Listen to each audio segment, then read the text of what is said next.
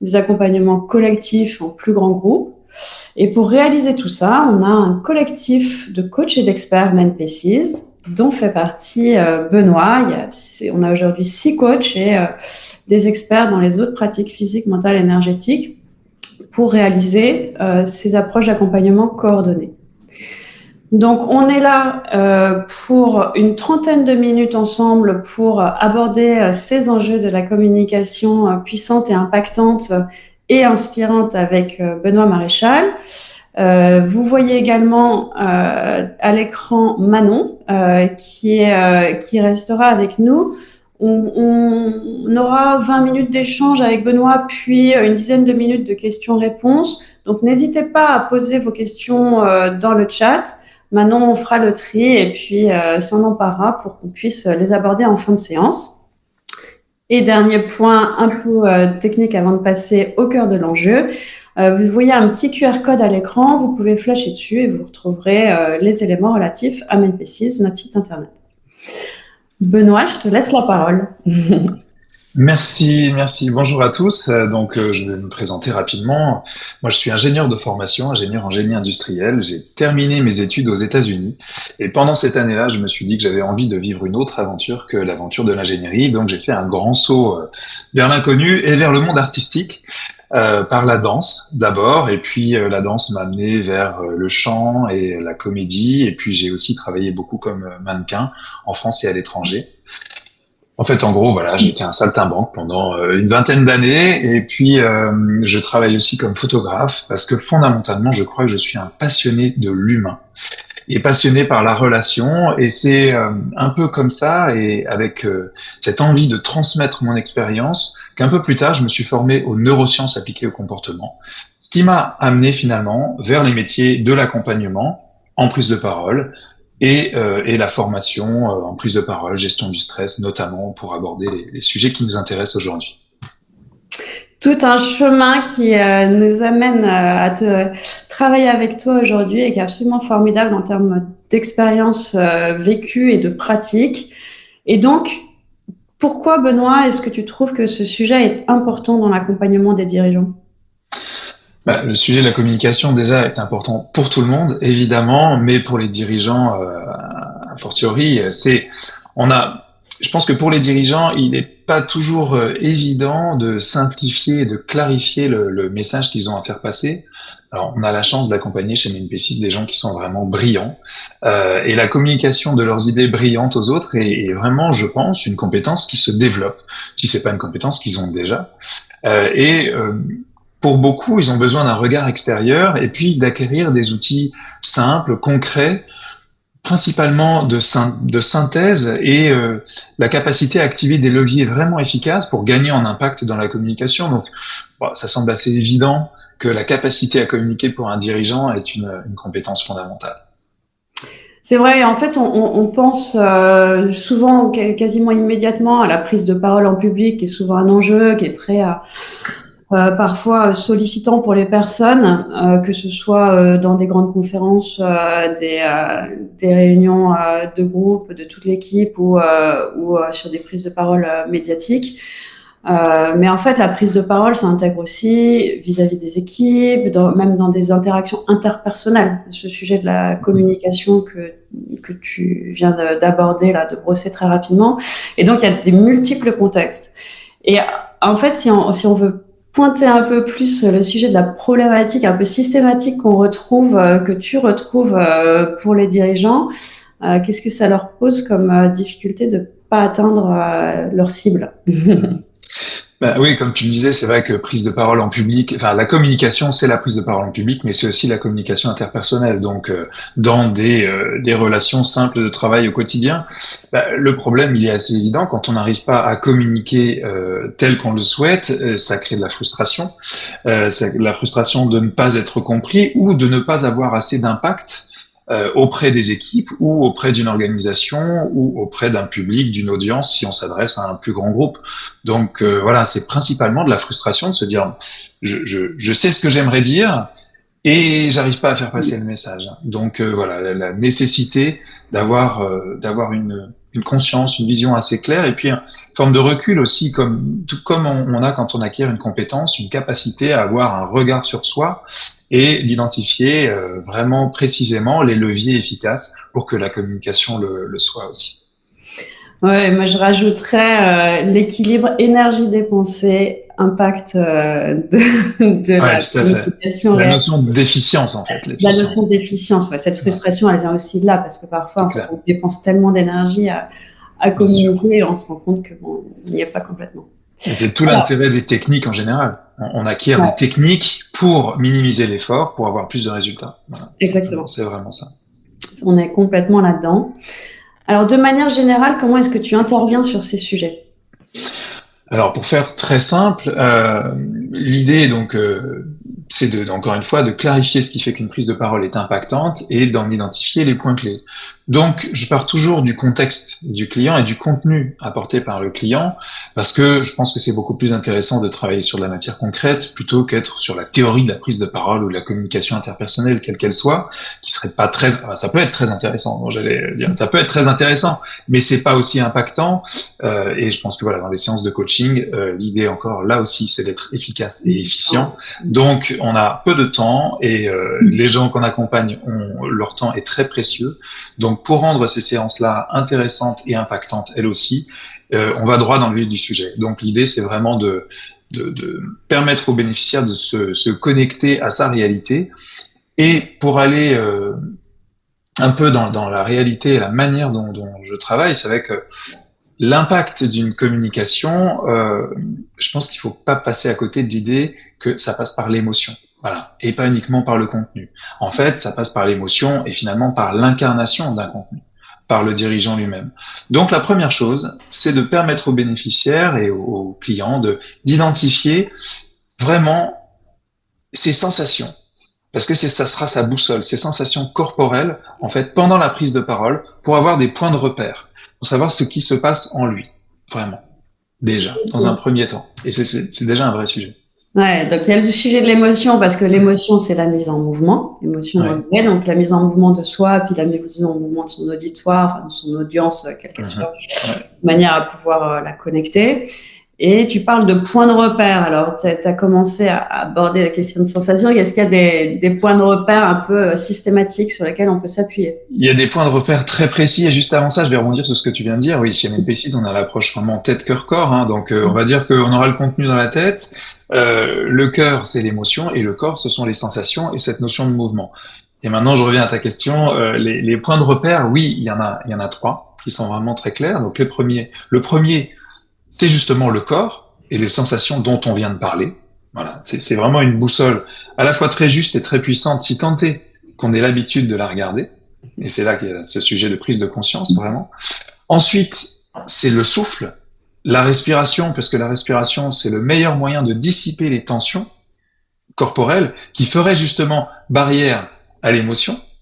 Et puis aussi parce que la respiration, dans le travail de la voix et de la communication, verbal, et c'est une évidence puisque notre voix est un instrument avant, il faut quand même pas l'oublier. Et puis finalement, le troisième élément qui est peut-être moins évident, c'est l'autre. L'autre, parce qu'encore une fois, quand on communique un message vers l'autre, vers un autre, que ce soit une grande audience, qui serait finalement une somme d'autres, d'éléments singuliers, ou la communication interpersonnelle, où là c'est plus évident d'avoir un interlocuteur. Donc, le corps, dans un premier temps, ensuite le souffle, et le troisième élément, c'est l'autre. Super. Ça me rappelle en fait des cours de chant que j'avais pris où en fait j'avais vraiment eu la conscience de ça, de ce sujet de l'autre, quand mon professeur de chant avait distingué l'interprétation, donc la tonalité, la façon dont je pouvais aborder la chanson là, l'adresse. Et donc j'étais vraiment interrogée sur, et en fait l'adresse, c'était à qui tu adresses cette chanson, et en fait ça avait complètement changé la manière de mon interprétation finalement. Enfin, l'un et l'autre sont complètement liés, quoi. Cette notion d'adresse, elle est fondamentale, et c'est vrai qu'on peut avoir tendance à l'oublier quand on prépare une prise de parole, que ce soit encore une fois public ou interpersonnel, et d'imaginer qu'on va travailler son contenu, tout préparer, et qu'après il va falloir que ça se passe exactement comme on l'avait imaginé, simplement indépendamment de ce qui se passe en face. Mais ça, c'est pas la réalité de la relation quelle qu'elle soit, en fait. Mmh. Et d'ailleurs, ça m'amène à autre chose, c'est que pour se connecter à l'autre, on doit se connecter à un organe d'écoute. Et quand on est en prise de parole en public ou en prise de parole interpersonnelle, le premier organe d'écoute, c'est le regard. Donc c'est le regard parce que en fait, c'est ce qui va nous permettre de capter les signaux qui vont créer la connexion en fait dans cette interprétation de ces signaux qui vont créer la connexion avec l'autre. Donc voilà, ça aussi d'avoir en tête que le premier organe d'écoute en prise de parole ou en communication, c'est le regard. Oui, ce qui n'est pas complètement intuitif. Là, on rentre dans une forme de complexité voilà, théorie. Mais premier organe d'écoute, c'est le regard. Alors moi, la question que j'ai envie de te poser, c'est comment ne pas se perdre dans le regard de l'autre, parce que c'est un peu, enfin, en particulier en prise de parole en public, on se dit je vais me plonger dans mon audience et en fait, blanc mental, je m'y perds. Bien sûr. En fait, j'aime beaucoup cette idée, je trouve ça assez beau de se perdre dans le regard de l'autre. Alors c'est une idée plutôt romantique, mais en prise de parole ou en communication du dirigeant, je pense qu'il faut effectivement pouvoir s'en prémunir. En fait, qu'est-ce qui fait qu'on peut se perdre dans le regard de l'autre ou se perdre finalement dans l'interprétation des signaux qu'on va recevoir de l'autre? C'est quand les deux premiers points de repère ne sont pas assez solides, à savoir le corps et le souffle.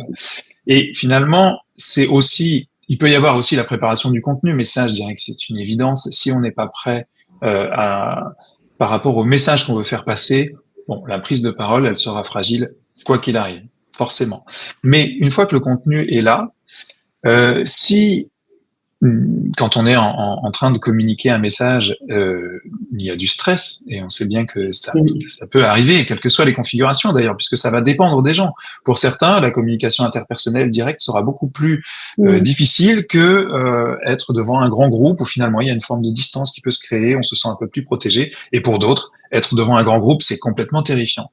Donc l'idée, c'est de pouvoir se connecter à ces sensations et de pouvoir les détendre, pouvoir détendre les tensions si tant est qu'on les a bien identifiées. Et pour revenir sur cette idée de se perdre dans le regard de l'autre et dans l'interprétation, ça m'amène une anecdote que j'aime beaucoup et qui m'avait été racontée d'un pianiste concertiste très talentueux, très sûr de lui et de ses capacités, qui joue devant un parterre prestigieux et au premier rang, il y a une personne qui passe tout le concert à faire.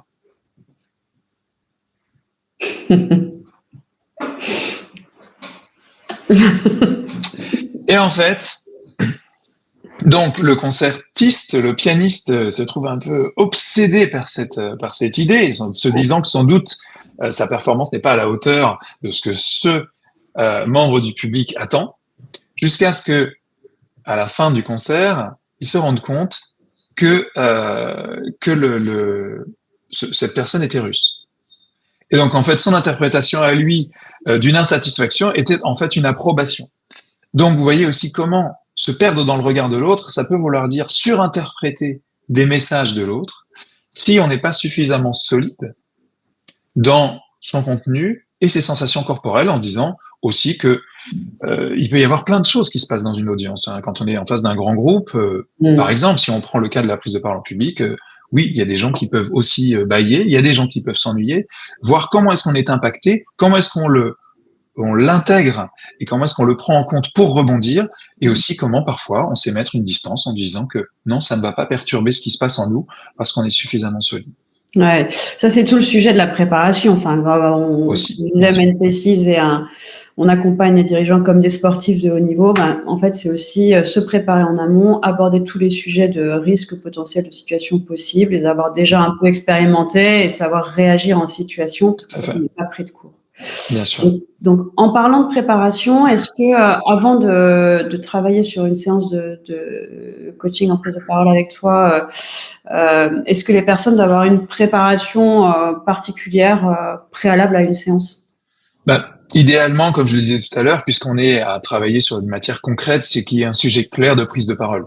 Voilà, que ce soit un sujet de communication interpersonnelle ou de prise de parole en public, en codir ou une conférence ou un pitch de start-up, enfin voilà, quelque chose de concret, parce que plus plus on a de la matière concrète, plus on va pouvoir avancer efficacement.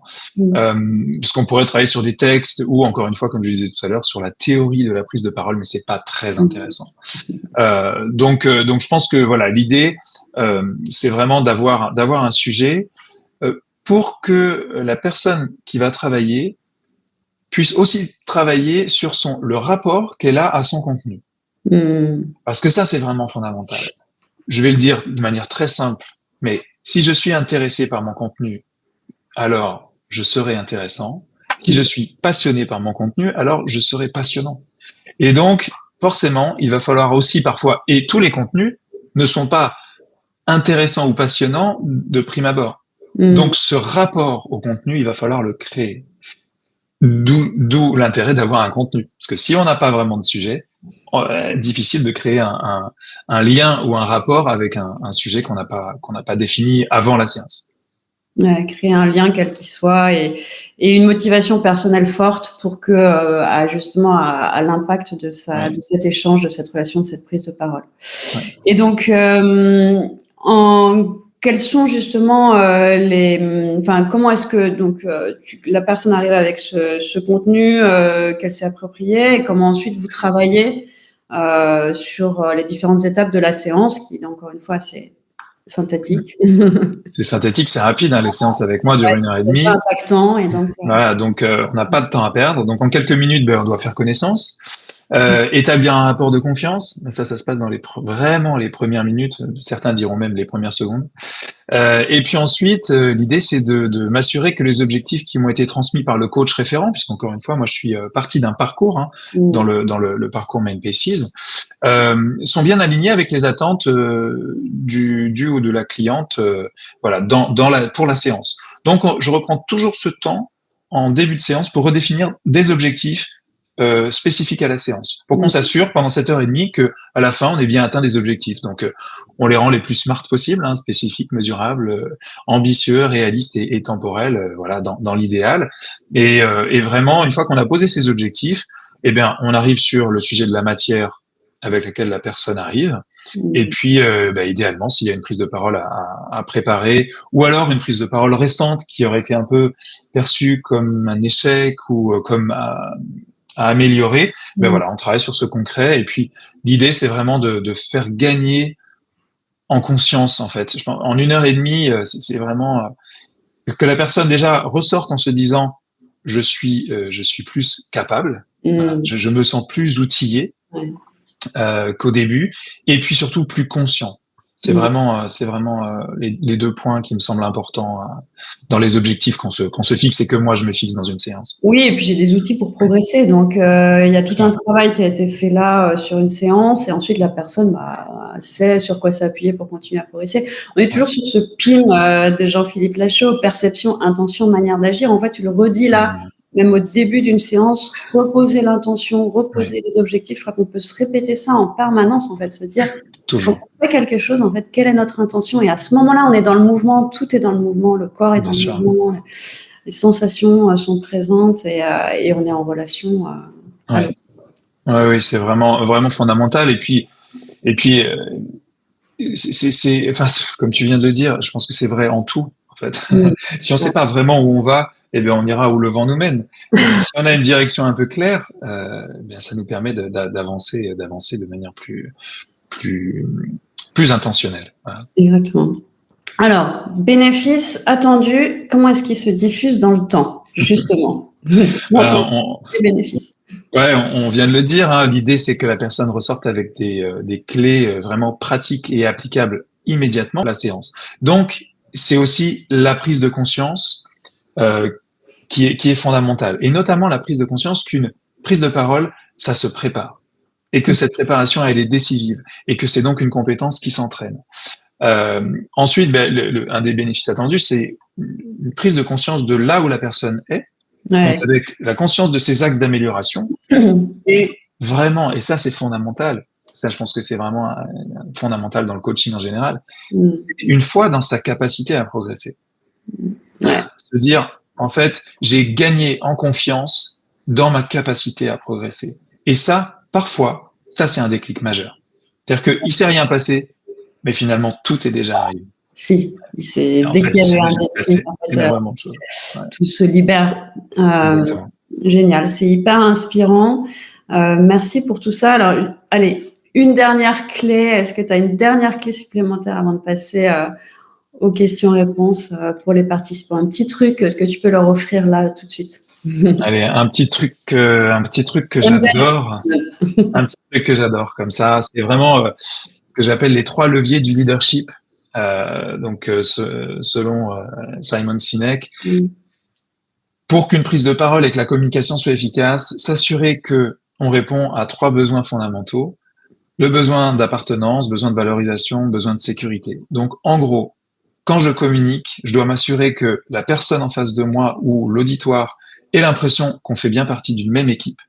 On est bien dans le même bateau en train de ramer ensemble, l'appartenance. Ensuite, la valorisation, c'est que la personne ou l'auditoire se sente capable de comprendre le message, d'où l'importance de synthétiser et de savoir à qui on s'adresse aussi, et de vulgariser parfois aussi, réellement, hein, dans le monde. C'est une compétence extraordinaire de savoir bien vulgariser. Fondamental, donc que la personne en face se sente capable de comprendre le message, et aussi si on est dans une communication, dans une équipe ou au sein d'une organisation, que la personne se sente capable de mener à bien la mission qui est au sein du message que je cherche à faire passer. Donc voilà, deuxième élément, après l'appartenance, la valorisation, et le troisième, c'est la sécurité.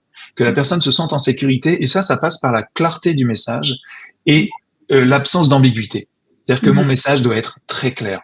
Donc, vous imaginez bien par là que les prises de parole, l'intention, et les prises de parole alambiquées, trop complexes, où le message n'est pas clair, on manque d'impact et d'efficacité. Donc, appartenance, valorisation, sécurité, ces 3 leviers fondamentaux. Si vous avez ça en tête dans une prise de parole et la communication en général, vous allez voir que déjà, ça aura des effets miraculeux.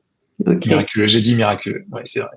Corps, souffle, regard, l'autre. Ouais. Appartenance, valorisation, sécurité. Exactement. Là, vous avez déjà des clés majeures. Ok. Super. Manon, merci Benoît. Manon, est-ce qu'on a des questions des participants? Alors, première question pour toi Benoît. Est-ce qu'on peut s'entraîner donc à travers des petites choses du quotidien pour être moins déstabilisé par le regard de l'autre? Alors oui, on peut s'entraîner, et je dirais même qu'il faut créer des occasions de s'entraîner en prise de parole. En fait, on est tout le temps en train de communiquer. Je ne sais plus qui disait ça, mais on ne peut pas ne pas communiquer.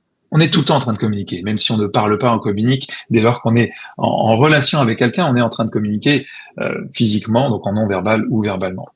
Donc, pour s'entraîner par rapport au regard de l'autre, je dirais que toutes les occasions de créer une connexion avec le regard d'un autre sont bonnes. Peut-être à la boulangerie, dans le métro, au travail évidemment, à la maison aussi. Comment est-ce que vous regardez les gens avec qui vous vivez, vos proches, vos amis? Comment est-ce que vous soutenez le regard dès lors que vous prenez la parole? Parce que vous allez voir que quand vous écoutez, souvent le regard est très connecté à l'autre, et dès lors que vous parlez, alors le regard devient fuyant, parce qu'on cherche ses mots, parce que vous êtes un petit peu moins sûr, parce que c'est aussi très confrontant d'être dans le regard de l'autre. Donc, s'entraîner dans des situations à moindre enjeu, soutenir le regard de l'autre. Vous allez demain acheter votre pain, et pendant toute cette petite conversation avec votre boulanger, votre boulangère, vous soutenez le regard, simplement. Et vous voyez ce qui se passe en vous. Et vous allez voir que là, il y a tout un tas de sensations corporelles, tout un tas d'envies de fuir qui vont peut-être arriver. Et donc, ce sera déjà un très bon entraînement pour soutenir le regard. Super. Deuxième petite question. Quel conseil donneriez-vous pour gérer les interruptions ou parfois les questions difficiles pendant une prise de parole? Ok.